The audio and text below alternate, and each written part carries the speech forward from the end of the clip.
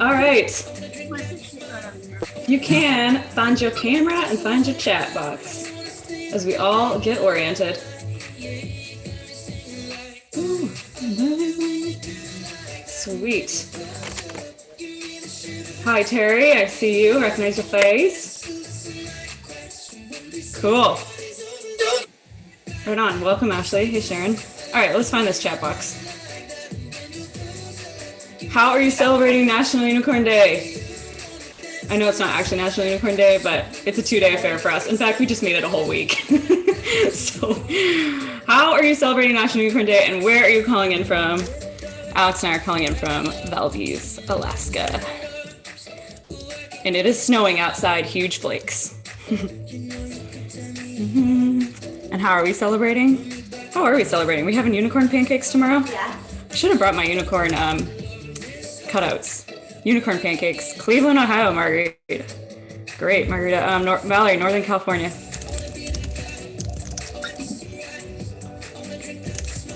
Let's see, Taos? Oh gosh, I really want to go there.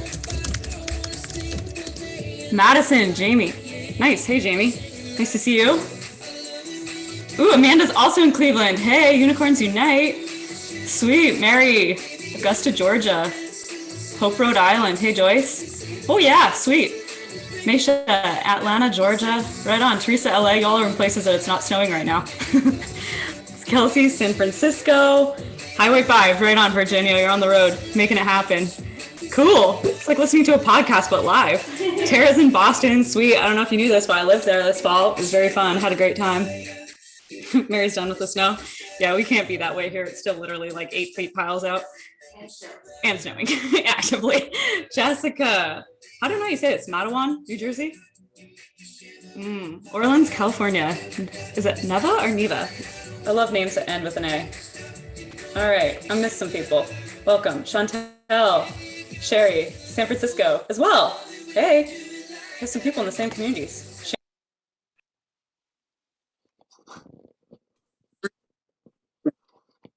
Alex muted me, y'all.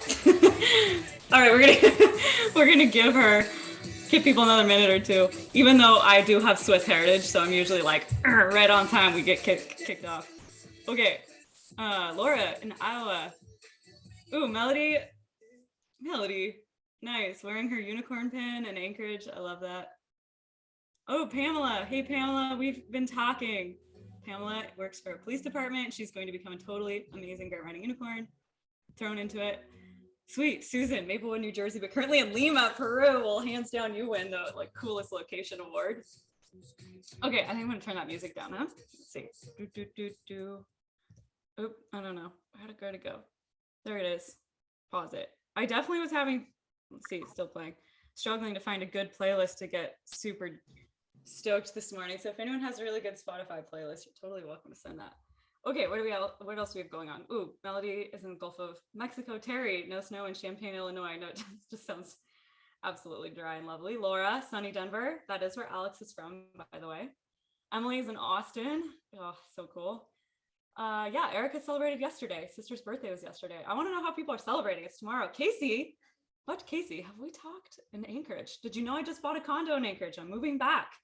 That's why I'm actually in Valdez. I had to get a couple things. Sweet.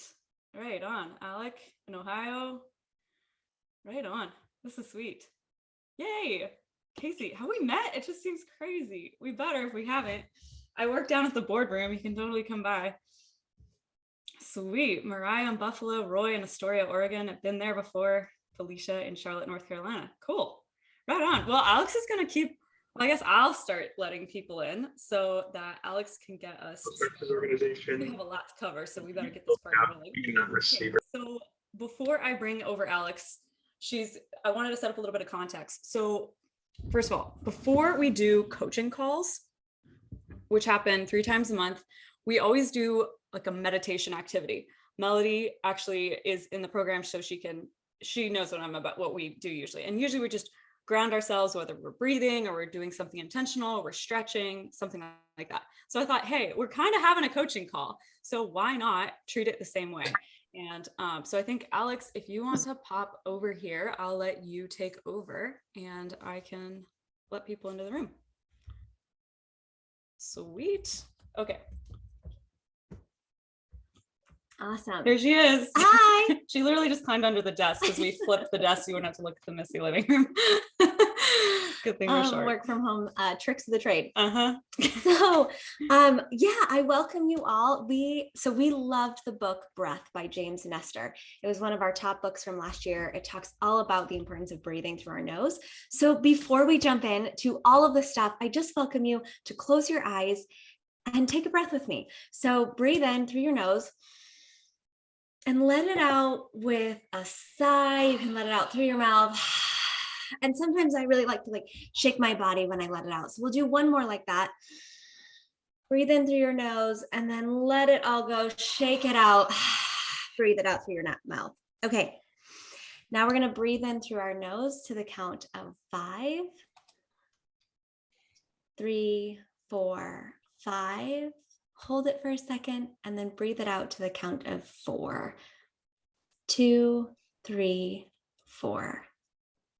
All right, take a giant breath in. 3, 4, 5. Hold it for a split second and out for 4. 1, 3, 4. In. 2, 3, 4, 5. Take a breath or hold it at the top and then let it out to the count of 4, 3, 4. Okay, so continue in that fashion or to your own count, whatever count makes sense. I welcome you to your coaching call. Thank you for carving out an hour of your time to spend it with us. We feel immensely grateful to be in the same space as you. So thank you. I also invite you, as you take that deep breath in on your next inhale, to think about the things that were worrying you or that were on your mind before you came to this call. And unless it's an actual fire or emergency, just let it go. And on that exhale, feel it release. Feel the fact that you can leave that in that space and that you can enter this space ready to learn. And also on your next inhale, think about the things that you might have to do after this call. And then in your exhale, release those as well. Release everything that's happening outside of this hour that you've carved for yourself to show up, to learn something new, to explore a new career path, to learn a new skill, to just see 2 unicorns in costume, whatever brought you today. You chose to be here, and I'm so grateful. So honor that and keep breathing. One more breath in. One more breath out together. You can flutter your eyelids and your fingers and your toes open. Welcome. We are so excited that we get to celebrate National Unicorn Day with you. And yeah, let's kick it. Let's do this. All right, that's useful for me because believe it or not, as much as I talk on camera, I still get nervous, which is why I'm actually going to take down my unicorn costume a little bit because I get very spetsy when I'm nervous. So I'm just going to breathe it out a little bit. All right, everybody. So I want to start at the 30,000 foot view before we zoom into some of the tactical stuff that I promised that we're going to be talking about. And one of those is, I think we're all going through a bit of an awakening. And you don't have to answer this in the chat box, but I have a series of questions you're welcome to if you want. And I'm just curious how everyone feels, and I'll ground us and explain where we're going in a moment. So do you feel overwhelmed at times, not always, but with your schedule? I know that I have. Do you want to feel more purpose in the work that you're doing? And do you feel like you have enough time to spend on the things that bring you joy and health? So I've been pondering this in the last 6 months, maybe not, frankly, even much longer. And it's driven a lot of the great work we have around how to focus, how to project manage, all of that. And I realized it still wasn't enough. And I was inspired by this specific episode. You're welcome to go look it up. It's the Ezra Klein show. He interviewed Cal Newport. He's the author of Deep Work. And it just struck a chord. And I realized turning off notifications on our phone isn't enough. Blocking time for meetings, other days that we're not working or doing deep work, it's not enough.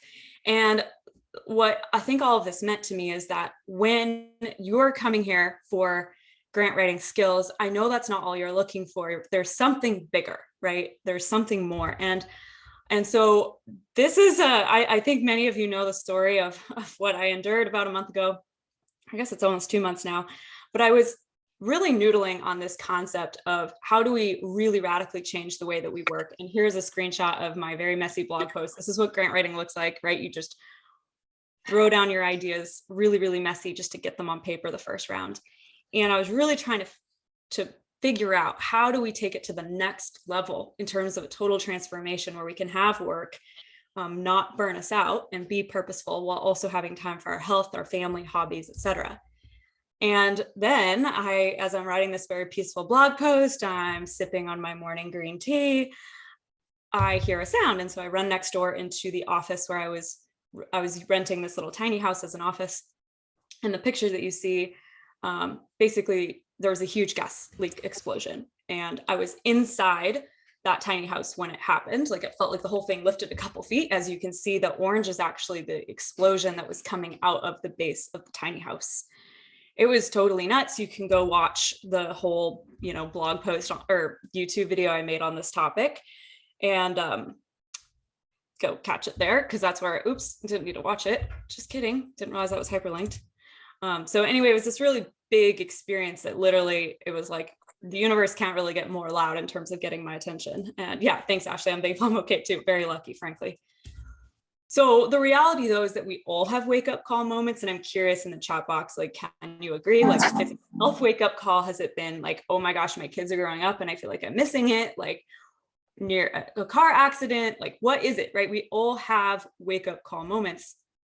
And so, the universe had to really like smack me around to get my attention, as if like all the other wake up calls weren't enough. And I'm going to guess that many of those questions that you're asking is what led you here. And perhaps that question is this: can a career in grant writing allow me more schedule flexibility, meaningful work, and pursuit of those other life goals that you have? So Olivia, I appreciate, thanks for tagging in, like, missing your kids growing up is a wake up call, and hate feeling like you don't have enough time for them. 100%. Just had a conversation with someone on that topic yesterday. So that's what we're going to get into today. Like, that is the bigger picture of why this matters. I think it's really important, whether you're writing a grant narrative or you're pursuing anything in your life, is to ground in the why before you start going after the tactical what. So let's now get into the tactical what, now that you've had some time to think about why is it that you actually showed up. Okay, so I think most of you probably know Alex and I. So we're super excited to meet you, right? And this is sort of our shtick, right? Where our deal is that we help those that are ready for a lifestyle change get paid grant writing experience so that you can build a life that you love. And I'm actually going to move the photos of you all, your faces, up above so I can see you. Okay. If you feel so inclined to have your camera, thank you. For those of you who do, it's rad, because then I can feel like I'm seeing you. Okay, sweet. All right, a little bit of background really quickly. So I wrote $45 million of grants. I worked for an engineering firm, did infrastructure projects all over Canada, Alaska, the lower 48, and then left, pledged to never write another grant again. That's the topic of burnout, right? But what do you know, ended up falling back into it because I knew how to make money as a grant writer, and started an online course. And then COVID hit and CARES Act funding was flowing and everyone's trying to figure out how to go after it. And so when that happened, I realized I can't run a course business and a consulting business. So I brought on Alex, who's this new girl that moved to my tiny little town of 4,000 people here. And I said, would you project manage all of these, like, several grant writing contracts we just closed? And I ended up hiring 6 or 7 students from my grant writing course. Many of them were only a couple weeks in, but they were absolutely crushing it. And what was super fun about that time is that Alex took a lot of my manual processes. I'm old school, right? And surprisingly, and she got us into Asana. She just did it. She took everything I was doing and systematized it. And so in 5 months, we were doing 30K in revenue every month, and we wrote 2.4 million in successful grants. And this was mostly with an entirely brand new grant writing team, right? So it just goes to show what was happening at that time was then we were getting asked by the people that were in the course. They saw that we're running this successful consulting business, and they're like, how much are you charging? How are you finding clients? How do you actually write a contract? How do you set up a business, right? And so that conversation was happening, plus the people that were stumbling upon us that had taken a grant writing training and still felt like they had no idea what they were doing, or worse off, right? So that's an example of Paula's quote here. And for that reason, we realized, okay, we need to really rethink how we like what we want to offer this world. And that is when the Grant Writing Collective was born. And so it's a year-round membership showing you how to make your first 15K in freelance grant writing so that you can then land a new job or freelance via course, community, and coaching calls. So that's the background on the journey that got us to being on the call together. I want to talk about the state of the industry, the grant writing industry, because there's a lot of macro trends and micro trends directly and indirectly tied into grant writing. And I think it's important to understand this. So social impact. Obviously, there's this great discussion happening around this great resignation. For many people, it was a mandatory deal because they just couldn't, kids kept getting sent home from school, or it was imperative, or it was by choice, right? Like you're realizing like, I do want to have more time with my kids, et cetera. One second. Hey, this is going to sound nuts, but like your typing is so distracting to me. Can I send you into your bedroom? That's cool. Alex and I, we are like the type of people that bang on the keyboard like it's like like we're playing music or something. We both do it. So it's funny because she's like 10 feet away and I'm like, I can't. You gotta go somewhere else. So, okay. Anyway, so social impact. So I think instead of calling it the Great Resignation, I'm thinking about it as the Great Transformation, where we're deliberately up-leveling our skills and seeking this holistic life experience. So there's that. Then we also have giving trends that have shifted. Surprisingly, even with the economy being as bananas as it was during COVID-19, we had a 5% increase last year in total charitable giving. I think a lot of us felt compelled to help the organizations that were serving those most impacted, and also, of course, Black Lives Matter and racial justice movements. Also, the stock market grew a lot last year, and that grew endowments, and that allowed single donors to be giving larger gifts. There's also a shift in funding behavior. Thank heavens, this is really good change in this direction. This book screenshot is a little bit blurry, but I highly recommend this book. It's called Decolonizing Wealth: Indigenous Wisdom to Heal Divides and Restore Balance. I work with a lot of Alaska Native organizations and Indigenous organizations in Canada. So I think that's why I've kind of tuned into that way of thinking. But it's really interesting because this was a year of inward reflection for a lot of funders, realizing that maybe our grant giving practices are no longer serving us, are no longer working, and we need to look at how we can change that. And so that trend will continue, and the right grant writers that are helping guide that forward momentum are, I think, the people that'll have the most interesting opportunities moving forward. Of course, there's also federal funds, right? So the Infrastructure and Investment Jobs Act, that's another 1.2 billion of funds dropping right now in almost every single federal department, and a lot of infrastructure dollars. And my personal bias is that I think federal grants are the most fun of all of them. So if you think that's too scary, hold off on the assumption. It might be more accessible to you than you realize. And there's a huge opportunity because most organizations just they need either help with capacity to pursue some of those grants or someone to entirely lead it. Last big macro force. I know I'm like, if we're looking at a Venn diagram, it's like eight circles all overlaid. There's this change in openness to hiring in a different way. So instead of having to have a full-time person in an office, there's more openness to hiring remote team members and contractors. So I wanted to give this example because we just had this conversation with Becca on a coaching call on Tuesday. So she had a informational interview with this organization thinking, okay, I could probably provide a funding strategy for them for about $1,000, right? And they said, honestly, we would love for you to consider applying for this full-time salaried, it's like 70K salary position plus benefits development position. And she's just started, she just left Hawaii, and she's doing a 6-month walkabout to travel in the US. And so she was like, I'm so honored, thank you, but I don't think that's what I'm looking for. I really enjoying freelancing and being able to work remotely. And they came back and said, well, what if you did freelance or you did work for us remotely? Like, we're open to that. And so what I talked to her about is, because there's not all parts of those job descriptions she loved, and she didn't want that to become her full-time thing and not be able to serve other clients. So what we talked about in the coaching call was actually, why don't you propose the contract is the same value, same dollar amount that they had planned for the full-time person. Why don't you get that contract of 75K and also hire a team to support you? So you don't have to do all of it. You have 20 hours a week dedicated to this client, and additional hours brought on by someone that loves database management or can do funding research with you, et cetera. And obviously she's finding her team members in the collective. She's already been working with 2 other grant writers on the state of Hawaii, et cetera. And if that doesn't work, talk about doing, just slicing out the grant writing portion of that job, get a, fixed fee of $30K and work towards grants on that this year. So there's a lot of ways we could talk about it. And she left me this voicemail the other day. It was so funny. And she said, I have to thank you for scaring the bejesus out of me while also making me super excited, because this is literally changing her whole perspective of what's possible. She went from thinking I could probably do a $1,000 funding strategy to, wait a minute, I could hire a team and get a $75,000 contract. Like, that is the impact of organizations being open to new ways of doing business. And you also, being perhaps pushed and stretched by someone like me that's always getting you to think differently. So with that story aside, that is sort of the big factors influencing the grant writing industry. These are then the top 3 mistakes that I'm seeing keeping people stuck. And let's go through those. The number 1 mistake is volunteering your time to gain grant writing experience. I know where this comes from.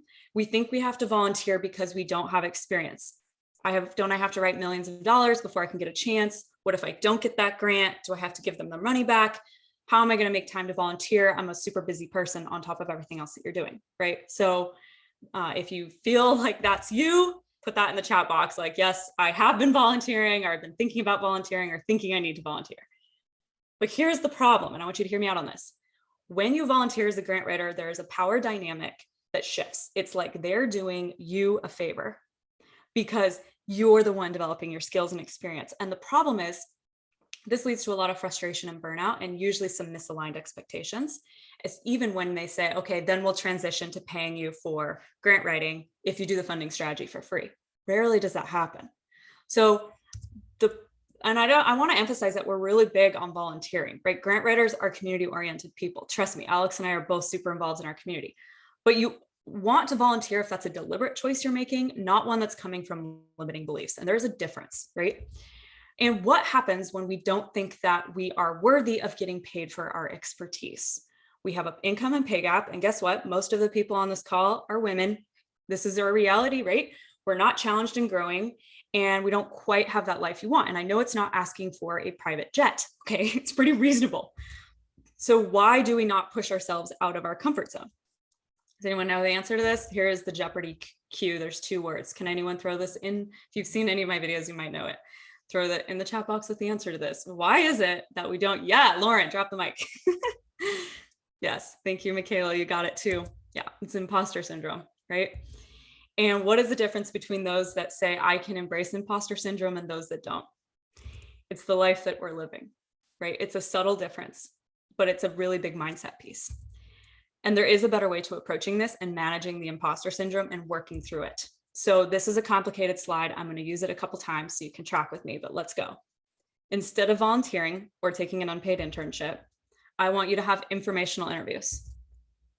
In those conversations, you're going to identify whether they have a need to put together a funding strategy or not.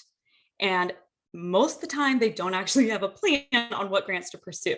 So then you can offer to provide a funding strategy. Execute a contract with them. You don't have to have grant writing experience. A funding strategy is research and critical thinking skills. And guess what? You have those. And then getting paid, $900 to $2,500 plus for a funding strategy with no prior experience. So what is a funding strategy? It's this roadmap of grants to pursue where you filter 100 plus grant opportunities and get them down to the best ones that they have the highest likelihood of winning and recommending that they go after those. And then that is the strategy for the next 12 to 18 months. So this is what that funnel looks like. This is the way that we think about this. I'm really big on systems so that you don't get lost in who here has had like 120 tabs open, right? That's what can happen in the grant research process. So instead we follow this funnel. And the magic is really in this method where you're charging to develop a funding strategy. And if you have a lot of nerves around grant writing because you haven't written a grant before, literally that doesn't matter. A funding strategy is not grant writing. It's critical thinking, like I said. So it's what then leads to being able to execute that funding strategy and start implementing it and pursuing them. It also increases your win rate and your reputation. Okay, so no matter what your goal is, and I know you all have a lot of different reasons that you showed up, but if it's landing a cool new job, if it's side hustling in retirement, just to have some extra income, or going full on consulting business or funding your own nonprofit or doing your job better, whatever, the fastest way, exactly. If you have additional duties, it's just got thrown on your plate. The fastest way to your destination is getting actual real world experience. And you're never going to break loose from life on someone else's terms if you don't take, in my opinion, radical responsibility, which I think is the secret to happiness. And we have to proactively create opportunities for ourselves. And of course, it's worth it more than just getting the swag, right? Like we send swag at all these different milestones, but it's also the fastest way to actually make that pivot, especially if you're going to be running these two tracks in parallel where you do have a full-time gig and you're starting this on the side to de-risk that transition. And I want you to realize that organizations want to pay for this help. I think sometimes we think they already have staff to do this, or why would they pay me for this, right? And the reality is, if you can give a roadmap of grants to pursue for the next 18 months, that is an amazing deliverable, right? And if they pursue one grant that they shouldn't have gone after, it paid for your work on a funding strategy. Does that land? So, oops, I'm having trouble with my clicker. Okay, so do we value something when we pay for it? 100%. And the same goes for whoever you're working with, even if it's not that much, right? But that does lead to mistake number 2, which is where we're not charging enough. Okay, so who here has read this book? Rachel Rogers, We Should All Be Millionaires, or listen to it. The audiobook is amazing. She has such a great voice. Anyone read this book? It's in Alex and my favorite books from 2021. Haven't read it, but I bought it at my recommendation. Thanks, Lauren. You've got to read it. Everyone, seriously, 10 out of 10 recommend. Someone should go grab the link in Amazon and drop it in the chat box, or a local bookstore, better yet, a Black-owned bookstore. But anyway, totally recommend this book. It'll change your perspective on how you think about money. And there's a couple stats I pulled from there just to ground us in this conversation. We do have a problem in that women run 40% of small businesses and they're generating only 4% of the revenue. There's another interesting stat on what percentage of those don't even break the 25K mark, right? And so only 6% of women are earning 6 figures per year compared to more than double that for men. And obviously for Black women and other people of color, the statistics are even worse. So that's something that we have to solve for by charging appropriately. That's at the fundamental root of it. So I want to do some math with you to really start backing into this. So let's say you want to have, this is very conservative numbers, right? So you want a take-home salary of $60,000. You want 4 weeks of travel time, totally disconnected from work. You're never going to get there if you're charging by the hour and dinky fees. So here's a screenshot from when our community group used to be in Facebook. Hallelujah, we're out of there. But basically, Heather was feeling guilty for charging $500 to write a letter of inquiry and thinking, well, actually, I did it pretty quickly. Should I give them some of their money back? I was like, not just no, heck no. So because that's not value-based pricing. So let's just do, we're backing in again. So now we need 80K in revenue. So we have enough for taxes and expenses. If we divide that by 11 months, because we're taking off a month, then I need 7.2K made per month, right? And so now you're probably thinking, okay, well, how am I going to make the revenue of 7.2K every month? So the biggest mental shift that I have to really walk and talk you through is retiring this notion of exchanging time for money. When you bill hourly, you get punished for working faster. So the best example I can give of this is I used to do these super bare, tough EPA grants. And the first one I did, it took me 3 weeks of every ounce of me. Very hard. And there was even still people contributing to that. The next year I took on 2 proposals in even less time. One of them was completed beginning to end in 2 weeks, and they're extremely dense and complicated. If I was just charging by the hour, I technically used the same amount of hours in year 1 as I used in year 2. It was a 3-week window, but I did 2 proposals instead of 1. So if I was still just charging the same amount, I'm making literally half, even though I'm even more skilled, right? So that's the problem with billing hourly. You also have expenses to cover, right? Some software expenses, you want to cover our taxes, you want to pay for education and development, some, et cetera. And all hours are not equal. I don't know about you, but I've noticed that really I have 90 minutes in my day that are my power 90 minutes. The next best block is 3 to 4 hours. And honestly, to 5 is still pretty good. And then it actually is a decline if we're real, right? So that's why charging by an hour is just not realistic, because I know when you're in the flow, you can power out some amazing work. So, oops, I'm just all over the place with this keyboard. Instead, we have to shift to focusing on what is that value delivered. So here's an example. I had my first trip to Hawaii this year for Thanksgiving with my girlfriend, and the two gals on the side of me are in the collectives. That's Jess, that's Becca. And so here's Jess has been crushing it. We'll talk about her later. And Becca, she's like was in a restaurant business for years and years. And obviously when restaurants closed, like her whole livelihood just really got upended, and she was trying to figure out how to reinvent herself. And so here was an example. This is a couple of weeks ago where she, scrambled to prepare a grant, pretty quickly prepared a grant application, charged more than she was comfortable, spoke with the funder and realized they actually want her to apply for 75K in grants, but the client had asked, given her a project for 35K. So she ended up saying, hey, we have an opportunity to actually apply for the full 75K. They want to support you. What else can we look at getting funded? So not only did she pull off this proposal on a pretty quick turnaround because the client didn't have time to do it himself. So he's just getting the money at all. Not only that, he's getting literally double the money because she knows what she's doing in having a conversation with the funder and figuring out how to craft the project to present it for 75K, and it was funded, right? So that's the power of charging with value-based pricing. So then that leads to the question where you're probably thinking, okay, if I'm not charging by the hour, what do I charge by? The biggest thing is just never ever on lowest price, right? So if you are working with an organization that's more concerned with price than quality, because all grant writers are not created equal, right? Not all are grant writing unicorns, it turns out. So that leaves you with two options where you can charge by affordable and fair pricing, or you can charge premium pricing. And you don't really charge premium pricing until you are a premium developer. So we're focusing on, if you're new, affordable and fair pricing. So one of the questions I always get asked is, can I get paid by the grant? And the answer is no. It's considered an old school practice, no longer considered ethical, nor is it fair to you as a grant writer, because you cannot have 100% win rate and you are putting in real time, right? Real effort and professional knowledge and costs go into delivering that service. So you're welcome to take a screenshot of this if you want. These are some of the ballpark fees for you just to think about how the pricing works. So affordable and fair pricing for a funding strategy, like I said, 900 to 2,500. LOI, that stands for letter of inquiry. Those are often sent when you're not being invited to a full grant application. They just want to get an idea of what you're doing. That's 2 or 3 pages, right? We have a template for that. And then you're invited to apply. So maybe a moderate grant might be a state-based grant or a foundation grant. And then there's federal grants. Those are big behemoths often. And then that kind of breaks down hourly to a roughly 60 to 75, 80 an hour. Then you've got premium on the right side. So one of the questions that I actually just had a conversation yesterday with someone about was, so do you just pick one of these numbers arbitrarily? And the answer is no. We have a profit building fee calculator where I have you go through the funding announcement and guidelines and really think through at a project management level what work needs to be done and break that out by task, and yes, an hourly rate.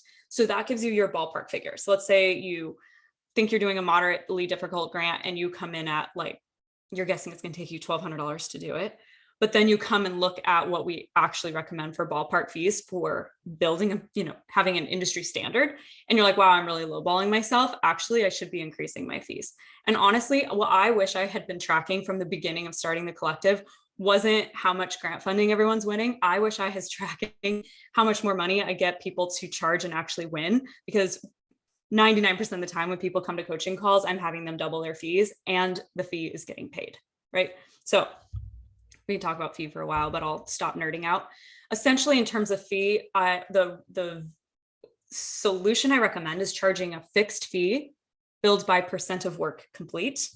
So you're doing a $3,000 funding strategy over 8 weeks, it's 2 months. Let's say you do a third of the work this month and 2/3 of the work next month. You'd bill $1,000 at the end of April and $2,000 at the end of May when the project's complete. Does that make sense? You're billing by the percent of work that's completed. Sometimes you can do charging up front a certain percent upon completion. I think sometimes this can be safe when you're working with a totally new organization that you don't have some background with, but I personally haven't done it that way. Never by the hour for the most part. There are some exceptions, but those are nuances we talk about in the program. So now let's back up to, okay, that's 7.2K per month. How are we pulling that off? So here are 3 examples of how you would do that. What if you did 3 funding strategies? They're each $2,000 and you're billing 50% of that work every month, right? And then one $4,000 grant, or one state level complexity grant, or 3 small to mid-sized grants that are 2.5K each. Like, it's not actually that much work. It's very, very, very reasonable, especially when you start building a team around you and actually having even just someone else that can be your editor, bouncing things back and forth with you. Like, that's when you really start moving fast. Because you're never going to be building this life that you want, which I know you have it in your head. You know what it is. We need to do a vision board for it, right? If we're not feeling a little bit squeamish pricing our services. And that's extremely important for women because we play it often way, way, way, way too safe.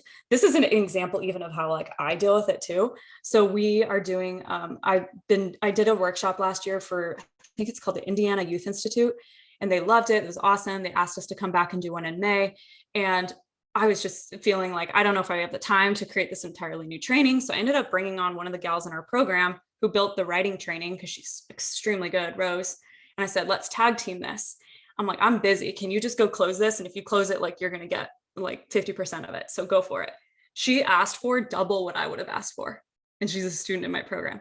I was like, score. I'm like, this is working. Like, I totally am teaching her well. And like, she's now radiating it back on like even my own limiting beliefs of what can be charged for these types of workshops, right? So it's something we all deal with, right?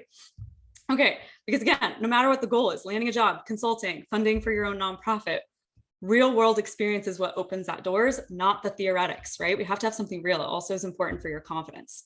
And knowing, even if you're like, I'm not going to be the person that's writing grants all the time, knowing the process allows you to hire intelligently and actually work them effectively. Okay, so this leads to mistake number 3, which is not having a streamlined strategy to create opportunities for yourself. So a lot of times I think we all know we want change, but we're not quite sure where to start. Like, take me back to my moment blogging on like, what do I do? Because I feel like I've done so much optimization and it's still not enough, right? Like, that's the soul searching I'm in the thick of just as much as you all are. But it's all good because we're not alone in this. The recipe honestly, it's a recipe for overwhelm. So you're trying to figure out, who can relate to this? If you're like, yeah, that's me. That's like my recipe. I'm cooking. I'm like squarely into it. You're trying to learn a new skill. You're trying to figure out how to also develop business skills, even if your goal is to land a job. And you're like, okay, and I'm supposed to promote myself. And if that makes you just feel like that's salesy and gross, or that's not me, and how am I supposed to do this if I'm not even sure I want to get into it? Like, yeah, it's an overwhelming scenario. And I believe that ever since the end of the 2008 recession, right, the way that we find work has radically changed. And I'm definitely a product of that. Like, everything about my career has been through informational interviews. None of it has come through actually just applying for a job and getting it. So finding work has changed. And I think there's a lot of well-intentioned advice out there, but it's old school. And there's also just way too much information out. It's kind of an interesting place that we're in. Like, you have literally an infinite amount of free knowledge available to you, but it's too much. It's overwhelming. And so this is what I want to propose instead, like a very specific system. So the first would be, all right, let's freelance to 15K to gain confidence and competence. It's really not that bad. Most people are doing this alongside their full-time job within a year. Then deciding, do I want to land a stellar job or propel my own career forward? Or do I want to scale this freelancing business, quit my job and go full on, right? So that is the method. I want to make sure, Alex, should I be like answering questions? I feel like do you want me to? You can yell at me if so. I feel like I can't do 2 things at once. Who else can relate to that? I've been flagging them. We can just hit them at the end. List at the end. Okay, score. She's still in her unicorn outfit. So cute. You look great, Alex. It's funny. I think I used to be a big mountain bike racer, and I used to get so nervous before a race. I'd get like the worst acne. I'd just be sick to my stomach, right? And finally, someone was like, why don't you just put on a wig and stop taking yourself so seriously? So I started mountain bike racing in wigs, and it changed everything. And I think that's kind of what the unicorn is for us. Like, you put on a unicorn costume and you can't help but smile because you're like, I look like such a dweeb in front of all of these strangers. Let's go. All right. So there is a better way. You're now with, I hope that this is all starting to gel and you're seeing how these pieces fit together. I know it's a lot of puzzle pieces. So instead of volunteering, we're not taking unpaid internships. We're going to do informational interviews. That's going to lead to being able to land a funding strategy, right? Getting paid for that funding strategy, which then often becomes executing grant writing for that client. So you might be wondering, what is an informational interview? So it is having a genuinely curious conversation with someone that interests you so you can learn more about them and their organization. You're not going into these conversations looking to get anything from them and take. It's about giving, about being open, about seeing if they have a real need or not, right? And it's also not a 50-50 conversation. It's where you make it very clear that you're having an interview and you're listening 90% of the time and talking 10%. I guess actually I should click through because that's where I talk about it. I think I already covered this. So your opportunity in all of this is that most organizations don't have the grant writing support that they need, or specifically a plan on what grants to pursue. The funding strategy process that we teach is very, very unique to me because I was thrust into situations I was woefully underqualified for and very overwhelmed by, like, how do you fund multi-million-dollar project? You're not getting that done with a single grant application. That's when I realized I'm like, I have to have a plan going into this. We can't just be chasing them as they come, right? We have to premeditate on what that looks like. And that's how the funding strategy came to be. You are looking for an opportunity to help them by asking very specific questions that draw that out. So if you see a need, you can offer to prepare a funding strategy. And if you don't, that's okay. You can ask, who else should you speak with? The quality of, I think, the opportunities in our life really comes down to the quality of who we're connected with. And the low key shift that occurs here is that you can do this on the down low. You can still have your full-time job. No one even has to know that you're starting to grant write on the side if you don't need to. You can side hustle on the evenings and weekend. The framework is authentic. If you're introverted, because I know a lot of grant writers are, that's cool. It's a one-on-one conversation. You know, you can do that. It's not like go to a conference, go to something that is uncomfortable even for extroverts, right? And you confirm you like this work and you start building that momentum. And then when that momentum flywheel gets going, it is bananas. It really, really starts turning. So I just went this morning, I was getting all pumped up myself. I woke up early, went for a Nordic ski, went to the coffee shop, and I was looking through the wins in the community group just to like feel into this. And that was when I grabbed this quick screenshot. So Alyssa said she'd had this huge mental block on sending out requests for informational interviews. And she says she's finally over it. She did a couple safe interviews, realized, okay, I need to trust this process. What is the best thing that can happen? So she started making a list of places that her heart smiled, thinking about being able to work with, i.e. that's authentic. She got an immediate response and is connecting with this woman. I think by now it's probably today is the interview. And she said, now I want to email the world. And I thought, yes, like that is so what it's about, like just breaking through our own barriers because we all have them. Here's another example. So Julia Grace, she was a full-time journalist in April of 2020. And terrible pay, loved the work, but it was really, really terrible pay. And she realized I've got to figure out another way to make my career propel forward. So she ended up starting grant writing on the side. She landed her first funding strategy for $900, totally underpriced, but then presented that, and to implement the plan, it was funding I think it was like a mountain bike skills park. It was going to take $22,000 to pursue the $500,000 or $600,000 that was needed for the project. And she ended up at the same time landing a full-time job, which was a 66% pay increase from what she was making. And she realized I can't actually do that and this huge $22K contract. So she handed it off to someone else she'd met in the collective, right? And so this just goes to show, and we mail everyone a mug when they land a full-time salary gig or hit, 50K in revenue. So it just goes to show like her whole transformation occurred in 12 months. Like it's amazing how quickly it can go when you actually have a strategy for it. And the thing that I often see people fall into the trap of is that you get burned out before you actually really made any momentum, particularly in grant writing, particularly if you're trying to volunteer, if you don't have a very systematic approach to creating momentum. And it's worth it because you're never going to be applying for a random job again, which is just by definition soul sucking and not playing to your unique combination of skills, right? And it feels extremely good when you're actually pursuing and creating opportunities for yourself that are aligned. Like when you're aligned, you get energy and you do your best work. And it just like becomes this amazing radiating, experience of good work. So do we want to make a great living and a difference? Like all of us, I think, can nod to this. Like, yes, of course, we all do. So let's recap on this because I know I just went through a lot. So first of all, we're going to freelance to develop our experience, or if you're in a nonprofit, build your experience there. Instead of volunteering, we're going to charge fairly so that all boats rise and you can actually leave that job and land, build the new job or go land a new career. And you're going to be creating opportunities for yourself so you never have to take or stay in a job that you hate. That's the recap. So the method that we teach behind this is called the grant writing unicorn method. which funny enough, actually, so the unicorns whole thing, how did that come to be? I was writing my first book and my partner at the time suggested it, right? That I should name it that. I said, absolutely not. No one's going to take me seriously. It should be a practical guide. But so anyway, everybody voted for it. They loved it. They wanted it to be the grant writing unicorn method. And then the second thing that was kind of funny about that is that it was 2 years ago was the last time I actually did a live class like this. And it turned out it was on April 9th. Unknowing to me, it was National Unicorn Day. I had no idea. And so, yeah, like the fellow I was dating and his twin brother, they put on these unicorn onesies that Alex and I are in and crashed the webinar, like in the middle of it. It was hilarious. So if you get an email from us, sometimes I actually have pictures of them doing that in the webinar because it was hilarious. But so that's how it all came to be. So I want you to think about this as like a 4-step approach. It's very system-based. So the first one is getting paid to learn.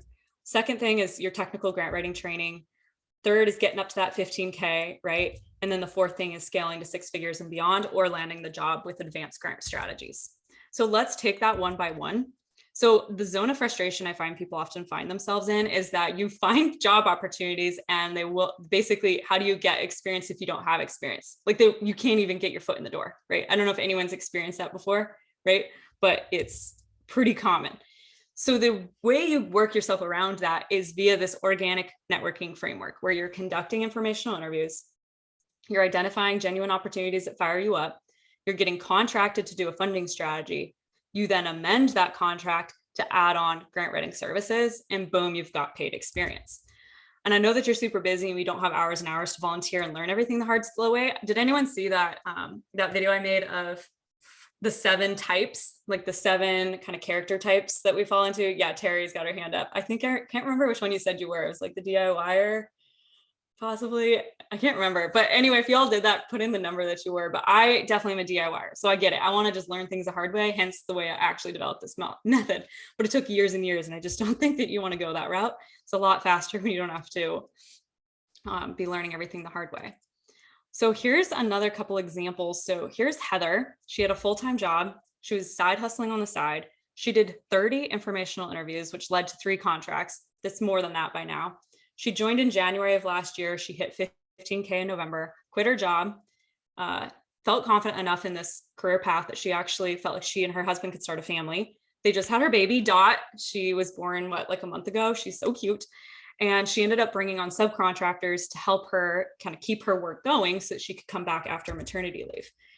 And so this is the same gal that I had that screenshot from earlier that was freaking out about charging $500 for a letter of inquiry. Like she was not charging enough for like months and months and months. Like she would have hit 15K in 4 months if she'd actually been charging appropriately. Like that's how quickly the overhaul can happen if you're being pushed out of your comfort zone. And this was literally her quote the day she started class. So my fear about learning to write grants is that blah, blah, blah, I'm not going to be able to land clients. I'll feel confident in my ability to learn it, but I won't understand the business side. And obviously she's come through that, right? Safe to say. So that's an amazing example of how that phase 1 works, right? Like getting paid to learn. Then that leads us to stone number 2, which is grant writing from start to funded. This is your technical grant writing training. The zone of frustration I see here is that there's a lot of old school options out there. Frankly, you can learn grant writing from a number of different people. You should find someone that you feel emotional alignment to, value alignment. But how are you supposed to know which one is worth the money? Side note, someday I'm going to start a business. This is my like dream after this one at some point, is there should be a place where you can go and get honest reviews of all of these courses and membership sites, sort of like, I don't know, like the Better Business Bureau, but cooler. So someday that'll happen because I know that this is hard to try to understand. Is it real? Is it really work? So if you're trying to understand our method, I'm curious how many people have read my book, How to Write a Grant, Become a Grant Writing Unicorn, or taking the free class. Like that's a good place to get a feel for it. Obviously you're here, so you're seeing how we are. And that's where you understand, okay, there is a specific process to writing grants in a very modern way that also emphasizes project management skills, because that's what underlines actually successful grant writing. I think sometimes we think it's just the narrative writing, but frankly, that's the easy part when you're doing everything else right. Okay, so here are all of the templates that go with that process. We use every single one of these templates and are constantly updating them and making them the best that they can be. And I think sometimes you get like template overload and they're not actually used. Like these are really actually useful. So in grant writing from start to funded, when you've completed phase 2 and phase 3, so funding, research, and grant writing, passed 2 tests, and submitted a funding strategy, preferably done with a real project, a coach is going to review your funding strategy and give you a pass or fail. If you fail, it's okay. It's just because have a really high standard and I'm going to give you a chance to go fix it and resubmit it, right? But most people pass. And then that is what authorizes you to be, okay, cool, we validated that their work is great, they know what they're doing, and can certify you. So who provides the certification is something I often get. I did originally look at aligning ourselves to a college, and that quickly was an absolute no-go because I was like, they're not actually teaching this in any sort of refreshing modern way. And so nothing is actually more personalized than what you're getting with this because you have a real coach looking over your work and giving you feedback. Right now, that is Alexis. So Alexis added grant writing to her business, Goods of a Soul. She won 1.3 million in grants within 4 months of earning her certificate. And we actually liked her writing so much that you might recognize her name or face because she writes a bunch of blog posts for us. And so it's been kind of the slow roll of getting to know her as well. And she also just had a very cute little baby grant writing unicorn and brought her on as a coach so that she could review these funding strategies because she's really good with them. Okay, that leads us then to stone number 3, which is making your first 15K. So the zone of frustration I see here is that we get way too wrapped up in the details thinking, don't I have to have an LLC? And don't I need insurance? And don't I need this and that? And the reality is, no, you don't. You just don't. You do not need to set up an LLC until you've made 15K. It can pass through to you as a sole proprietor. This allows you to have a chance to confirm you like it, gain experience, and make real money so that you then have the money to pay for the business to be set up properly. What I often see happens is they try to be really, really cheap. Like for instance, not paying for like bookkeeping software and just trying to run it through an Excel spreadsheet. And then that finally have their business really rolling and they're now pulling away from the activity that actually makes them money because they're dealing with this mess of a like completely poorly put together business because they were just trying to do it really cheaply and not pay to actually do it well. And so what ends up happening is then you sabotage your future growth and you get really exhausted and you think like, this isn't any fun. I'm not doing the thing I like. I'm just mired in grant or in business administration, right? So that's why I'm like, and I'm all about bootstrapping, right? Like everything should be cash first, like no debt. So it should be done. So when we make 15K, you have the money to pay for the things that then help you get to the 50K and 100K level, if that's the route you want to go. Okay, so I think you've seen this slide enough, you get it, right? So we're getting to our goals with real world experience. I know sometimes freelancing overwhelms people and I just want to address that because consulting is literally the easiest and cheapest business to start. What do you need to be a consultant or a freelancer? It's 3 things. A computer, internet, someone willing to pay you. Actually, you don't even need those 2 things. You need someone willing to pay you. I used to have a side hustle doing day of wedding consulting, right? That's how I'd pay for a bike every year, right? So it's so much more approachable than I think people realize. I also find a lot of peace of mind. And I think my core concern for years and years has just been like, how do you establish economic security? I don't know where this came from. I think my parents provided everything I possibly needed, but that's always been something that I've really been like very focused on. And what I liked about grant writing consulting is that I knew that no matter what happens, like let's say that, the course business failed, I knew I could go back to grant writing consulting and make money because I understood the skill and how to do it. And I want you to have that experience as well, so that no matter what gets thrown your way, you can make money doing something. There's also this big shift. We talked about that at the top of the hour, where 57% of the workforce in the US anyway, will be freelancing by 2027. And so it's really important to get a head start on this massive shift in the way we work so that you're comfortable with it before everybody's doing it and it's a much more competitive process. So here's another example of that. This is Shayna. So her grant writing, or actually her business was marketing called Night Sky Consulting. Her Instagram's amazing if you want to go follow her there. She wanted a lot more flexibility to raise her 2 kiddos. She shows up, I think, every Wednesday on our Instagram and shares what a day in the life looks like. And the last one she did last Wednesday was so cool because she was talking about she walked her daughter to the school bus and showed her daughter and dropped her off. And she said, I never had to do this. She's like, my mornings used to be chaos because I had to get out the door and get to my office, right? She then combined those skills, added grant writing on the top, and now our business is way more profitable. Or Jess, you might remember her. She's the gal in Hawaii. So she was a burned out teacher. She was sent home with her kids and she's like, I can't do that and have a family at home. So she started grant writing on the side. She's crushed it. So she joined in March of last year. She hit 15K in October and 55K in March, right? So totally cool. And she's hired a bunch of people actually in Hawaii and kind of is growing a huge team now. So amazing. I love this quote from her where she said, I feel like this has been supportive of my professional as well as my social emotional growth. And this is what I love about that, is that she now actually runs the unicorn-led book club, which I'm like, well, way to pay it forward, you know? So she picks out some really great books. I downloaded the audio version so I could listen to it to and from Anchorage and Valdez. It's really fun. All right. But this is where Jess is about to have some serious problems, and she already is, because I had a call with her about it to help me inform how I'm going to build out the next training next month. Anybody can manage a few projects. Like you can get to 55K in revenue. But what happens when all of a sudden you're like, okay, I'm growing really fast. I don't feel like I can handle all this work. I'm burning out. Like, should I just, like, this is more work than what I left to not feel burnout. And so that's where this fourth stone comes into play. And this is where really you get Alex's genius, because I'm not going to lie, building systems has been something that doesn't come naturally to me. I have found that it provides stability, but it took a lot. So this is where her expertise is just flowing in. So the frustration here is that you wanted to work for yourself to have more freedom, but you feel like you now are working harder than ever and making less money. So the systems here are, I like this 3-day rapid business formation method. Set up the entire business in 3 days or less. Glow up. Have payroll, put yourself on payroll. You're an employee of your own company. Bookkeeping, taxes, we're going to cover all of that. And then how do you continue to fill that pipeline of clients with what I call the power of one marketing engine? If you're not going to go the route of scaling a freelance business, then we're talking about in-house grant writing. It's part of your job, right? Like Pamela, for instance, with the police department. So for her, it's like, okay, now I need to lock in my project management skills because I'm dealing with a bunch of people that don't respond to me very quickly and they're holding up my progress.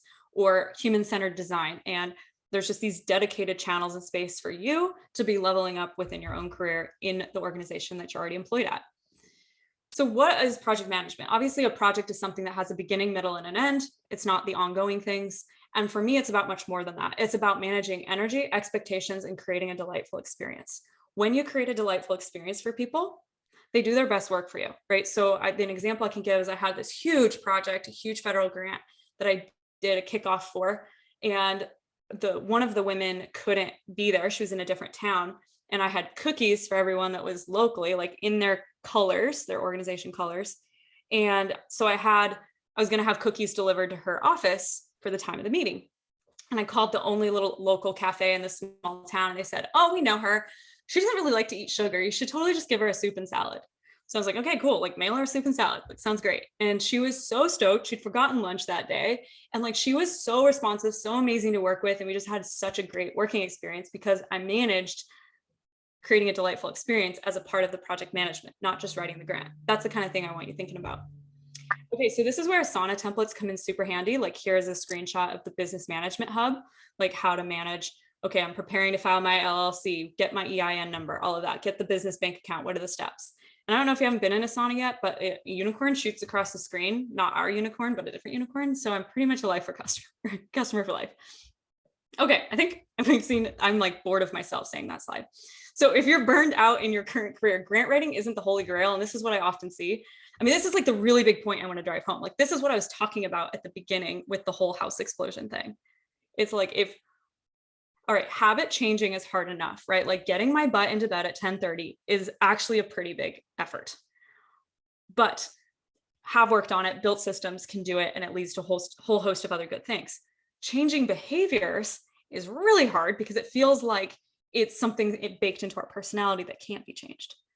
And so what I want you to think about is not just how am I building grant writing skills, how am I making money doing this? It's how am I going to be managing my own self, my habits, my behaviors, my beliefs, so that I don't just take the garbage from my last job into this current career. Like that's the thing we have to separate and work on just as much as the technical grant writing skills.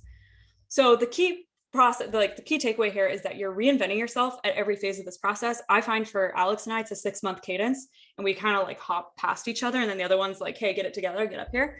right? And so if the idea of making 100K is overwhelming, or that's not something you even want to do, remember, we all start in the first place, which is doing that first informational interview, landing that first funding strategy, right? Like we all start in the same place. Like no one skips the beginning. And dreams don't work unless we do. We take radical responsibility. You can build a career, you can build a wonderful life in grant writing. You don't have to have experience, but I do not want to sugarcoat it. Like this is not an NFT or like whatever's on the internet. Like just there's a ridiculous amount of information, I think, about like get rich quick. And I just hate that. And I just think it's a massive problem because we want such immediate gratification. We forget that you really got to dig in deep. And what I've been noticing is that the dips that we go through are actually kind of predictable, because now I'm seeing trends and I'm like, okay, you hit one at 4 months, you hit the next one at 11. And then I don't know yet which the next one is, but it's like, we all go through these, like where you're loving it and it's going great. And then boom, you hit a hard patch and you have to like reinvent yourself to take it to the next level, right? Okay, so now you might be thinking, how does this entire collective work? And I know a lot of you have done your homework, like you're the lurker of the seven types, and you understand this pretty well, but I don't want to make assumptions. So I'm going to go through it right now. Okay, so collective, annual membership to build your career through a course, community, coaching calls. So let's take the course first. This is the unicorn method, showing you how to get paid, how to find and research grants, certify you, take it to the 15K level. 48 instructional videos in your first year, 2 tests, the coaching review of your funding strategy, right? So there's 5 total phases in year 1. 10 out of 10 recommend listening on the go. Alex and I take a lot of online courses. I'm a big fan of just soaking it all in the first time, then coming back to do the work. We cover a lot. Then you're certified, right? Which is very valuable, often just for your own confidence, but also as an outward facing tool. We've actually had a lot of people say they've been getting work by posting their certificate in their LinkedIn profile. Then we have some cool incentives for crushing it. So when you make 1,500, you get a little package. 15K, I'm not showing the picture for that because I like to change it based on what I find. 50K, get a cool mug. My friend that makes these down in Homer, Alaska, just brought me a whole nother box. They're really cool. Or if you land a salary job, if you hit 100K or you make 500K in grants, you get your own custom sized unicorn hoodie. They're super sweet. That's the course. Okay, then there's coaching community. All right, so coaching. These happen every 2 weeks. We have an advanced call, which we just started last month. And then we have 2 all experience levels. And if you can't make the call, you submit your questions ahead of time, right? So I have time to review them. And then we go through those in like an hour and a half now. They're getting to be kind of long because we have so many great questions. The replays are posted within 24 hours and you can go catch it if you can't make it, or go look back through over a year worth of coaching calls and you'll learn a ton. So like, I mean, I think anything under the sun goes. Like, you want to look at a narrative, we'll tear it apart. You want to tell me are you charging enough in your fee? You have a sticky situation, want an audit of your informational interview, like we'll do all of that. There's also a lot of really cozy community communication happening in the DMs. Like a lot of people are supporting each other. And I mean, the chat box is just like a busy bee place during the coaching calls. It's really fun. Community. So pleased to report that in January, we left Facebook, moved to this platform called Circle. It's way better. And essentially so on the left, this is a screenshot. So basically there's different categories for where you're at in your journey.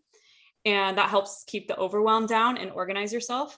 Every question gets answered within 36 hours. And there's 6 coaches in there, including myself, providing advice. So that is probably my pride and joy right now. So lots of cool, I went in there just to grab some wins. Here's Loretta. She got a funding strategy from a LinkedIn profile. Here's Kate. She did literally 1 informational interview, realized she didn't want to freelance and was offered her dream job. And she just took that, right? So I loved that. Here's Stacy. So she actually organized a meetup with 2 other unicorns that are in the North Atlanta area. So I know many of you said you're in Atlanta. So I think we're starting to get like a serious cluster there, which is sweet. And she just landed another paid funding strategy. I saw that this morning.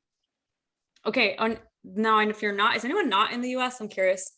But so Patul is in India, and it's not just about sharing your wins, right? It's also about getting your questions answered. So she asked for someone to, hey, would someone look over my LOI? I just want, I want to make sure I'm doing this well. And I'm a big fan of peer review. Then the coaches are also in the thick of it. So here's Kelly. She has a ton of international nonprofit experience. I've learned a lot attending her coaching call last week. It was sweet. And so she just did a contract where they said they had 60K. She ended up coming back and offering 72K plus an add-on if they want to do some additional scope. She was totally out of her mind, uncomfortable to do the ask. And like they immediately sent back the signed contract, like zero pushback. Here's Heather. We talked about her earlier. Like she literally just, even when she, her first client sent her a gift right before she went on maternity leave. I mean, she's turned around just to create an immense amount of success for herself while also just slowing her life way down. Okay. Then there's bonuses. So we have bonus trainings where a lot of times when you're bringing questions to me and I don't feel like I'm the best suited to answer it, we'll go find an expert to teach it. So evaluation and logic models. What's another one? Fundraising, not an area I have expertise in. So we went and got Mallory Erickson to teach that. Grant administration is one we're in the negotiations to do. So that would probably come out late summer, early fall. Really stoked about that. Resume writing, you name it. So when a topic's coming up or you want something, you just need to bring it up and we put it on the parking lot.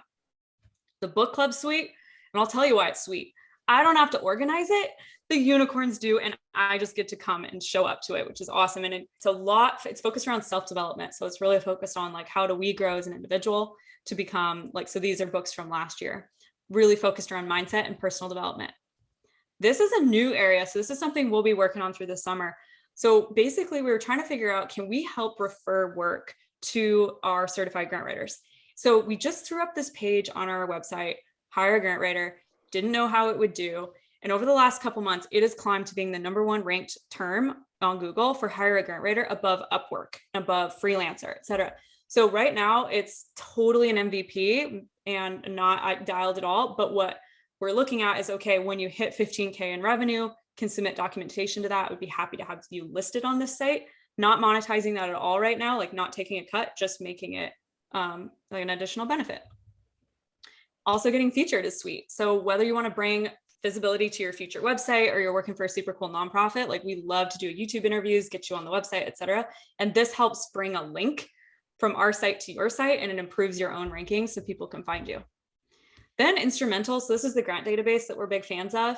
And we get a 3-week trial instead of 2. And we've negotiated exclusive pricing for new grant writers. That's substantially less than what you'd pay if you're not in the program, which is very helpful. Now for my very favorite question. My favorite. You ready for this? This seems too good to be true. Is this a scam? Okay, here's the thing. I used to get so offended by this because I was like, are you freaking kidding me? Like, we're killing ourselves making this thing amazing. Or definitely real. But now I get it, because honestly, the internet is full of all sorts of weird stuff. So I don't blame you for wanting to do your homework. That was actually why Alex and I created the Unicorn Living podcast, so that you could go listen to our weird selves and get to know us a little bit more. Follow us on stories. You can follow us individually too, whatever. Like, do your homework. I get it. But do have to say that question always cracks me up, because get it fairly often. I had someone say, I would believe you more if your website looked like a little less nice. And I'm like, I work so hard on the website. I'm not making it less nice. Okay, the next question I imagine you have. Thanks, Katrina. Katrina's in the collective and it's not a scam. That's hilarious. Yeah, thanks, Katrina. You're amazing. And she just landed an incredible job. I missed that. What job did she get? That's so rad. You got to share that. That's so cool. Okay, what is all of this going to cost? Okay, course, community, coaching calls, 3-legged stool, certification, templates, bonus trainings. I don't even know how many things are up to. Membership to the collective is $250 per month. All right, so the pricing is going up to $3,000 full pay, April 10th. So, but right now it's $2,500. So 10% off means if you want to pay for your year, it's $2,250. If you want to pay on the monthly plan, which is totally cool with us, it's $225 a month for 12 months, and then it goes month to month thereafter. Stay as long as you want. You get full access to the program. And if you watch phases 0 through 2 and you decide these people are not for me, to let us know how we can improve it, and we'll give you a full refund minus credit card fees. That's how confident I am that this thing is awesome.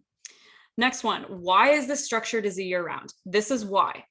So we track your journey, and I know that for most people at month 4 is when you feel like you're in the valley of despair.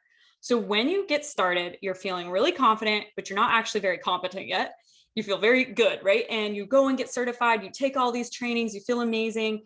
And then boom, you realize, wow, there's so much I don't know here. And that's when people get in the valley of despair. And that's also when 99% of grant writing trainings are over.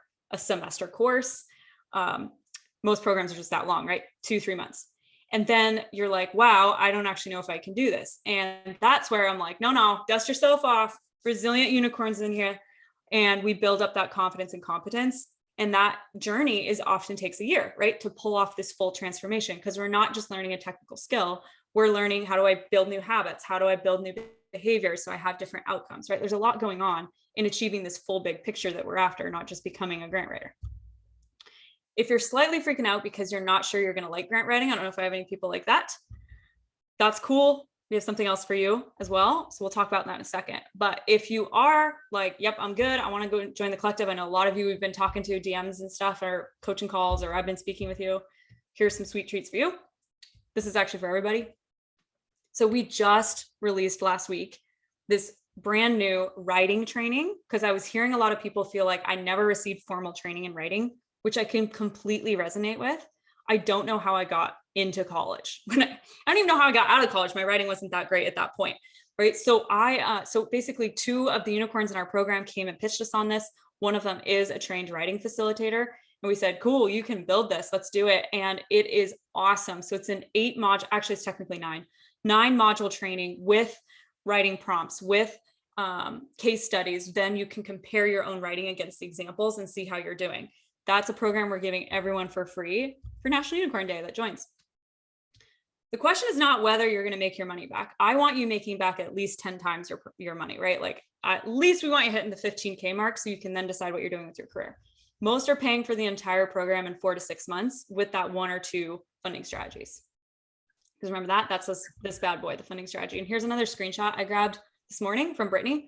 So she said, I've officially finished my first funding strategy, had the debrief call, the client is stoked, and I'm excited to get going on these grant opportunities. So now she gets to amend her contract and get paid more to actually implement it. I'm so grateful for this community and to everyone who was willing to take the time to answer the millions of questions I had. Thank you, and on to the next one. And I'm proud of myself today. So that was super cool. Really proud of her. Okay, so logical brain, we all have one. This is the 5th major update to the program.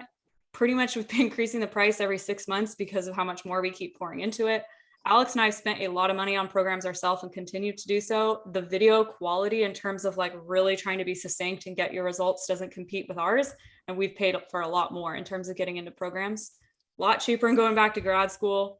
And the only program that actually shows you how to get paid to develop your skills. So if you know you're all in, all good. Maybe Alex, you can drop in those links if you have them handy. And then watch phase 0, orientation, and introduce yourself in the community. Now, some people I know, like, I mean, at least maybe Pamela, I don't know, but others, you are not sure you're going to like grant writing, or you have to do it as a part of your job for better or worse. And if that's you, you might consider going to just take our self-study course. We just released this also a week ago. It's grant writing from start to funded. I just gave it a big refresh. So this is self-study, meaning like you go in, you hit these videos, but there's no coaching and there's no community group. So that's usually a year access for $750 or $250 for 3 months. So here's how that's structured. 5 modules, orientation, getting funder ready. It's probably my favorite module. Finding grants, writing grants, career, and bonus trainings. And I have another bonus training I'm going to add into there tomorrow. So that's that option if that's you. And Unicorn Day, same, 10% off, right? The biggest thing, I guess I just skipped past it, but oh, no, I guess I don't know how to use this keyboard. Okay. If you end up deciding that you do want to join the collective, we'll take $750 off of your total. So it's all financially a wash for you anyway. So I do want to de-risk that if you're just not sure if you want the full enchilada. Okie dokie. Whatever you decide, we'd love to have you, but I do want you to go with where you feel like there's alignment. So pursue what feels good to you. We love sharing our knowledge with people, if you can't tell, and having a good time doing it. And I definitely hope to see you on the inside in the community group. If you're on the fence at all, you can chat with Celeste. She's opened up her calendar a little bit. I have a couple times, I think still tomorrow as well. You can email us, DM us on Instagram, whatever. I could hit a bunch of questions, but I think that we have here, but I think I just as well hit the ones, Alex, that you've gathered. Maybe I'll just stop screen sharing and we can put that in there. But while I wait to get the questions from Alex, I want to know in the chat box, what's the number one thing that you took away? Like the number one thing that's your takeaway, one thing. Yes, Olivia, it's definitely a business expense. You bet it is. Self-development. Cool. All right. I'm going to stop sharing so I can see your faces.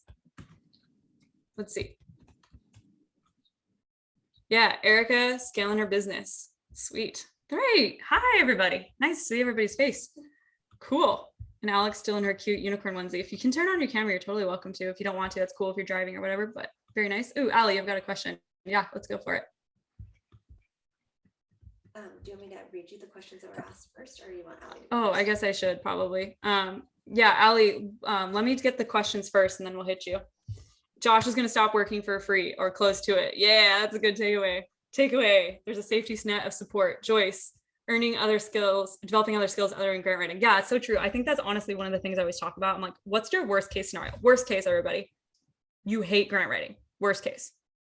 What else do you still get out of it? You learn project management skills that are modern, and you learn how to freelance and make money if you need to. Like you learn business fundamentals. Like that unto itself is your little MBA. So even if you hate grant writing, you're still ahead, right? Okay. Do you want to hit me with questions? Yeah. Okay. So Do you want to come over here? Sure. Okay. She's coming onto the desk, everybody. My horn just hit the bottom. Okay. All right.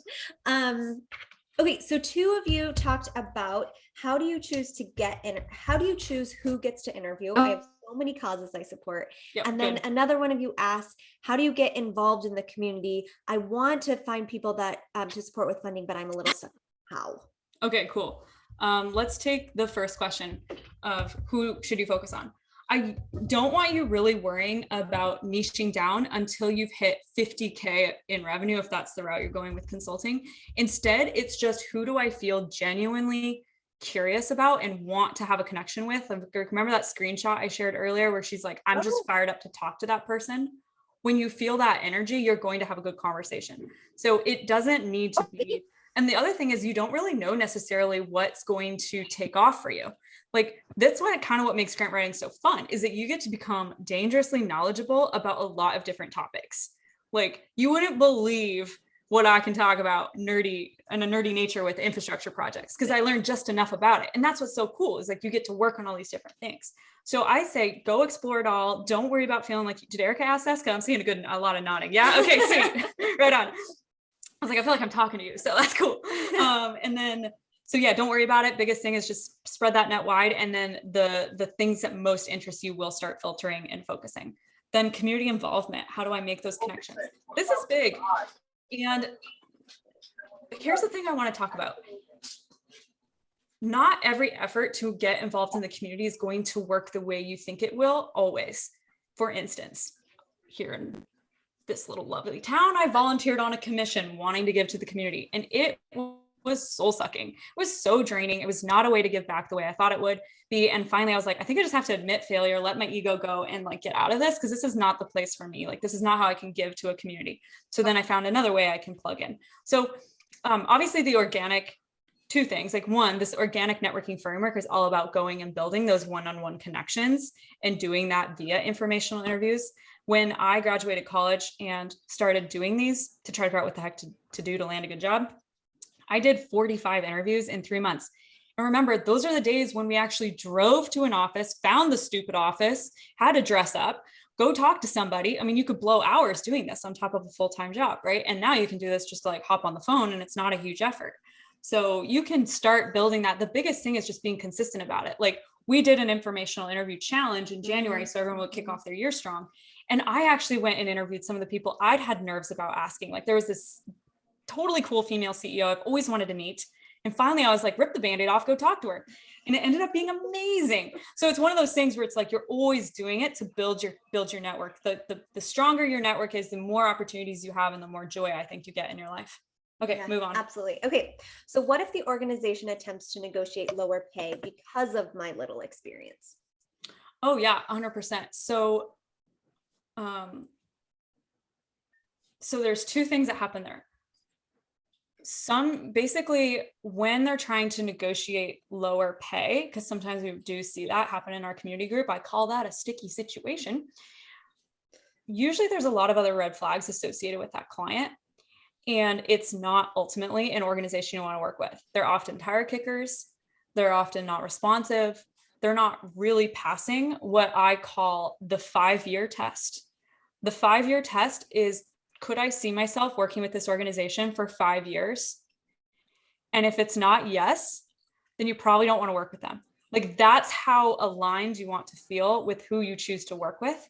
And being willing to walk away can be hard when you just want that first gig. You just want that first thing where you're willing to compromise because you think it's what you need to get ahead. But when you're now being drained or not being paid well for your work, you're also not open to the new and better opportunities that are available to you. Does that make sense? So it's really, really important that if that's happening, you either figure out a way to reduce the scope and do a light funding strategy. We talk about this in the course where there's like a light one and there's a heavy duty one. So provide a light one, and everyone does meet in the middle on this. I'm going to give an example. It's funny, these like unicorn things are like falling off. Maybe I should just put my outfit on again. But I'm thinking of Jess. So Jess had an informational interview. They definitely needed a funding strategy, and he pushed back on price in a huge way. And she finally was like, what is going on here? Because I know he needs it, but it's not, we're somehow missing each other. And so she ended up going back to him being like, what is it that you're looking, what did I miss about what you're trying to accomplish? And for him, he also wanted to go after, he wanted to know that he was like also putting budget towards actual grant application writing. So when she understood what he wanted, she ended up pitching a new contract that was 3 times more to include a funding strategy and the pursuit of 1 or 2 grants, I forget. And he signed it then. So this is someone that said, I can't afford that. I can't pay for that funding strategy. But it was because in his mind, he wanted to see like more value, more come out of that, right? And so the contract ended up being much larger. Mm-hmm. So it just goes to show that when there's downward pressure on price, a lot of times there's something else going on, that they're either a crummy client, don't work with them, or there might be another way to a solution. Okay, hit me, and then also tell me names of questions if you can. Sorry, that's cool. Was copying and pasting, but didn't copy and paste the name. So one of you asked, how do I even get started? Will you just put in the chat box if you feel like that has been answered, or if you have a more specific angle on that now that we've kind of walked through a bunch of steps, and then I think we can slide up in the chat now. Oh, they say there's background interference. Can you make sure everybody's muted? Yeah. Cool. Okay, I'm going to answer some of the other ones I just saw. Let's see, Rose. Oh, wait. Okay. Okay. Yeah. So this one's from Pamela. How do I get my boss to understand the importance of him giving me input if he wants me to write a grant for him? I even sent questions to my coworkers to fill out those questions. None of them are getting answered back. Okay. So this is where like a whole lot of the project management and phase 1 comes into play, where I'm a big fan of what we call the project planning toolkit, where you have this guided resource to go through, where you ask the questions to draw out the information needed to be a successful grant writer. By completing that, you'll notice that there's gaps, what needs to be shored up to actually be funding ready. And also gets them thinking about like giving you the info you need. The other thing that you can do often that's a bit of a hack, because I used to work with engineers that were crazy busy, and I was like also just twist. It took a lot to get them to give me info sometimes. What I started doing was just bringing my phone to the meeting and saying, I'm going to record what you say. I'm going to ask the questions. You're going to answer, I'm going to record it, then I'll transcribe that. And then I actually was able to get the information faster because I also had it in their words, and you can't retain it all anyway. So that's another approach. You could literally go in, set the agenda, ask the questions, et cetera. And a lot of this also comes down to project management and how you manage expectations right from the get-go, so people respect your time. And that's something we also go into. So I feel like I want to go back to, was it Kim who had the question? Allie, no, her hand was raised because she agreed that she'd read the Millionaire book. Have a question. Got it. Okay, sweet. Well, hey, good for you for reading the book. Okay, did we have any other questions that I was missing? Do you find age bias in this industry with so much focused on one informational interviews? So no, definitely not. I think honestly, there's strategic advantages for either of the spectrum. So we tend to have 3 different types of people join. One is an older segment looking to have more career flexibility, want to be able to golf but also want to be able or travel, but still have a lot of good years to give back. What they have going for them is a whole lifetime of experience and perspective and connections. And that wisdom really bodes well, especially when we top them off with modern project management and grant writing skills. So they do well. Honestly, they're the ones I think that have the most. So Paris, maybe this is something that I don't know where you fall on the age spectrum, but like they often are the ones I find have the biggest mental blocks about their own success, not my young ones, my young people like right out of college that you would think should, because they really have no career to stand on in terms of a lot of experience. So often it's kind of my older segment I have to work with more to like get out of your own way, believe in yourself, you can do this, right? The middle segment being a lot of times like parents with young kids. So they're, biggest, so I don't know, they have no trouble with that either. And then we have a lot of young people. I mean, we have I have a gal out of Salt Lake. Boy, I just love her energy. And she's in college right now and she's getting a head start on this because she knows she wants to do this after she graduates. And she's been having amazing informational interviews and has, lots of imposter syndrome that she's working through, but she's doing it and she's landing work. So no, I'm not seeing an age bias in the industry. I think the biggest thing is just top off your skills to be better than what's out there. Okay. I'm ready. Yeah, hit me. Okay. This is from Olivia. Are your clients typically close to you? I live in a tiny town and always worry about finding clients since the closest cities to me are over an hour away. Look, if we can relate. I drove 6 hours passing through one town to get here. Okay. So one place I could get gas. So 100%. I only have had in my 10 years of grant writing, I've only met with clients like 2 or 3 times. So all of that, even pre-Zoom, was done remotely. So absolutely, it's no problem. That's what I think is extra fun about serving rural communities is that you can serve them from wherever you are. And if you want that to be your niche, because you understand the small town struggle, then focus on small towns. They're the ones that most need grant writing. I love working with small town governments too, specifically. So hopefully that answers that question. Awesome. Red flags. When to say no to a potential client? Okay. Red flags. From Karen. Karen, great question. Okay. It's when they're not responsive or quick to respond, like not quick. It's okay if someone doesn't respond to an email right away for an informational interview request. It's common to have to send that out 2 or 3 times to be like, hey, I want to get on your calendar. Let's chat. But a red flag for a client is that, they're just not being responsive. Another red flag is when they're not focused.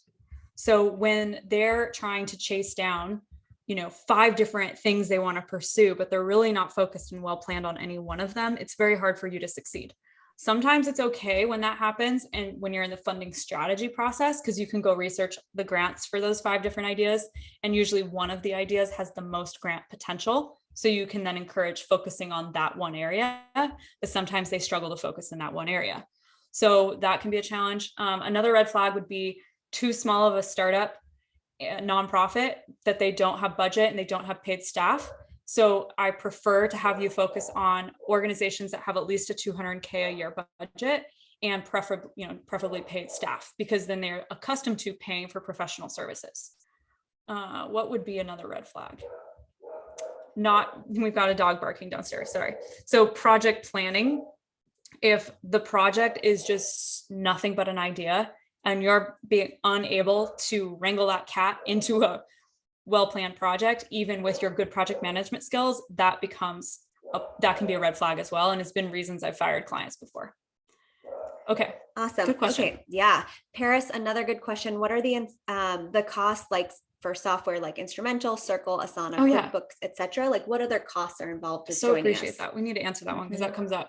Okay. Look, we're super bootstrap people too. So we actually have kept your costs pretty low. So obviously there's the investment in the collective, $250. Then Instrumental is $109 a month. And again, with our discount, you don't have to start that up until you're ready, right? Land the paid client first, do the free fund. You can even use the database with the free trial right off the bat, right? You don't have to start paying for that right away. Sometimes people are sharing their membership. That helps bring down costs. We've somehow managed to figure out how to keep Asana free. Small little button, little hack. Yep. Circle's included. Like we pay for that on our back end. Exactly. So like you don't pay for that. And Slack you can use for free. In terms of like QuickBooks, you don't need any of that until you've hit the 15K mark. Don't worry about it. Like everything else, like Calendly, you can set up a Calendly account for free, right? So you don't have to incur costs beyond Instrumental and the Collective, and then maybe transcribing your interviews, because it's very nice to be able to read them. You shouldn't have to incur any other costs other than that. And the rest can be saved for when you've made some more revenue. It's a great way to keep your informational interviews to 30 minutes is to use the free version of Zoom. Yep. You can still record on it and then you keep it to your 30 minutes and then you don't have to pay for your Zoom. Okay, Yep. Great question. Kind of unrelated from Lauren, but does our course talk about filing our taxes as a 1099 contractor, Yep. etc.? You bet. Where is it? Phase 5. Mhm. Phase 5, we go into all of that. When to set up a business, how to set up a business, how to handle it as an individual, sole proprietor, all of that. You bet. I mean, I'm not a tax person. Like if I thought that was fun, I would not be a grant writing unicorn, but give you enough to understand what you need to do to handle that. So yeah, definitely. Good question. Yes, this will be available to watch later, so don't worry about that. We'll send out a recording after this. I did want to look at Susan's comment. There are just so many grant writing courses out there. It's overwhelming and hard to choose which one to invest in. Yeah, I think what I recommend is this: reach out to all of them and ask if you can speak with someone who's in their program. And a lot of times, many of them will not connect you. And I consider that a red flag. If you won't let me connect with someone really in it, then are you actually standing behind it? So that's one thing you can do to get your homework done. Go research everywhere, right? Like go explore everywhere they're at. And then at the end of the day, it's also like, how do you feel learning from that person? Do you feel drawn to them? Do you feel aligned to the way they teach? Because everyone teaches things in a little bit different way. So that's what I recommend. Go try to connect with someone that's actually in the program and do your research online extensively. Wait, Willis, did you have a question? I just lost him. Where'd you go? Where'd you go? You're welcome to unmute yourself if you needed to. I didn't know if you had a question. Okay. Ready for the next one? Yeah. Okay. This, I don't know your name, sorry, but you do work for the police department. Okay. How do I Pamela. Pamela? Excellent. How do I get my boss to understand the importance of him giving me input? Oh, I asked that one. Oh, you did that one. Okay. Yep. Does having a degree matter? Great question. No, totally not. So this is not a field like financial advising where you need to actually have a certified registration filed with the state to do the work, right? So no, you do not need to have a degree. And I think that's one of the things people hold themselves up on, is that they think, honestly, you'll waste your time going to get a degree because it's not actually showing you how to make money doing it. And this is a whole lot cheaper of an approach. And this is a field where it's really about the experience that you develop and your reputation. Like I got to the point where, I mean, I wasn't doing any marketing. All my projects were inbound, right? All of them were people coming in that had heard about us and wanted to do work. And that's already happening for a bunch of the unicorns in the program. So no, you do not need a degree to do this. I know many people feel wishy-washy on their writing skills, and that's a reason that you feel like you need to go get a degree, but we've solved for that with this pen to polished writing training. So that'll help. And honestly, you're getting your stinking MBA in this program. Okay. Erica's like, I wish I met y'all 15 years ago. Sorry. Yeah. We're here now. Okay. Straight Erica up. does have project management and writing experience. So Cool. Can she charge a bit more? How does that impact? Yeah. Experience level. Yes, of course. I mean, I'm not going to hold you back from charging as much as you want to charge, but you're welcome to bring that to a coaching call and we can go deep on it. Mm-hmm. Yeah. Making sure it's appropriate. Elise is feeling empowered to do this work. Her main concern is how to identify clients. How much time is spent teaching us how to locate clients? That's all of phase 1 and substantial pieces of phase 4 and phase 5. We talk about it all the places. Mm-hmm. And then we also talk about it in phase 6 and 7 in a different way. So how do you find the clients right at the beginning might differ a touch bit from how you want to tailor your approach to in your later journeys of grant writing. I'll give you one tangible tip on that. So we call it the tangible transformation sentence. So this sentence is something you'll use when you're putting together a power prospectus for your client, which is not a mission statement, because mission statements are usually boring, but it's a single sentence to describe who you serve, the tangible transformation provided, and the pain avoided by doing so. So here's the layout. Maybe you even want to type the template into the thing. So I help specific identity achieve tangible transformation so that they avoid number 1 pain or achieve number 1 desire. So for example, I help animal rescue nonprofits win grant funding so that they can focus on the animals they love and not how to stay afloat every year. When you have a single sentence to describe what you do as an individual, your zone, whenever you meet someone and they ask what you're doing, you provide this tangible transformation sentence, not a job description or a title. It invites conversation. It can be in your LinkedIn profile. It can be in the sentence of your signature, right? So you can use this one sentence to help communicate what you do. And it's okay. It takes time. You have to evolve and develop this over time, but start working on it. And it really helps you hone in on who you want to serve. And when you're clearer on that, like the riches are in the niches, those people start to also find you. Okay. Cool. So we probably are at 9. I think I actually have phone calls. I'm supposed to have some like calls with people I'm probably late for. But do we have any like burning questions? I think we probably better wrap up. Yeah, rapid fire. Informational interview example questions are included in the course. So we walk you through what exactly the script and template it is to actually conduct those. 100%. Remote working is super effective for grant writers. Yeah, 100%. Big fans. Yep. It's perfect career path for that. The instrumental and collective is tax deductible. Yeah, it's a business expense. No, you can ask questions in the community group as well as in the coaching calls. Let's take that time on that real quick. So where was that? Paris. No, you can ask questions anytime you want. So questions get answered in the community group. But if you want like live time, that's when those happen on the coaching calls. Do you help people figure out how to navigate grants.gov? We need to do more of that. And actually that's in the works for phase 6 because that's federal grant writing. And so we are looking at building that out more. I do have a grants.gov training on YouTube. It's one of my best viewed videos because I think the subject was everyone hates grants.gov. Yeah, everybody loves grants.gov. Said no one ever. So yeah, we'll get to you there. Calls are bi-weekly. We have 2 morning calls and 1 evening call.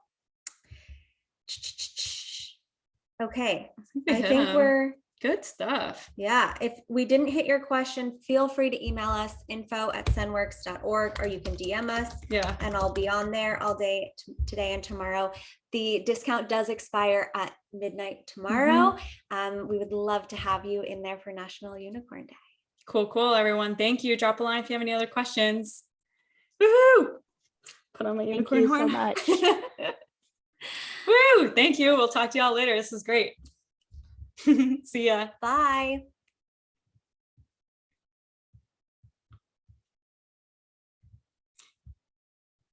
Yeah, you're welcome, Mary.